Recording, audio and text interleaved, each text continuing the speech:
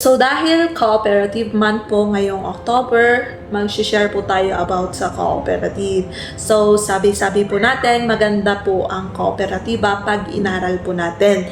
Pag naki-join po tayo ng pre-membership education seminar sa isang kooperatiba na malapit po sa atin. So ang lagi ko pong sinasabi, meron po kasing nagtatanong saan po ba mag-a-apply ng co-op. So mas maganda na mag-research po kayo sa Google, sa Cooperative Development Authority kung ano yung registered na kooperatiba na malapit po sa inyong lugar. So kapag meron po kayong nakita na malapit po sa inyong lugar, puntahan nyo po, mag-inquire po kayo kung kailan po yung kanilang pre-membership education seminar.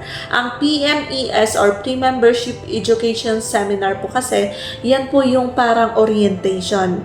Isasabihin po dyan kung anong history ng co-op na yan, kung saan po sila nag-umpisa, kung ano na po yung financial status po nila, at kung paano po ba mag-member sa kanila.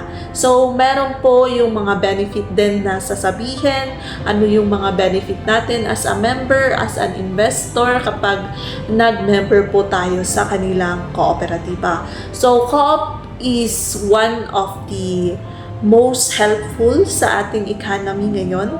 So, it is also tax-free. Kapag nag-ipon po tayo, dito wala pong tax na ibabawas. Diba? So, at least maganda rin pong mag-ipon dito sa kooperatiba dahil mas malaki po yung interest than banks.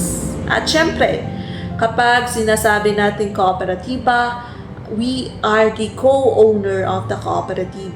So, isa po tayong may-ari ng kooperatiba.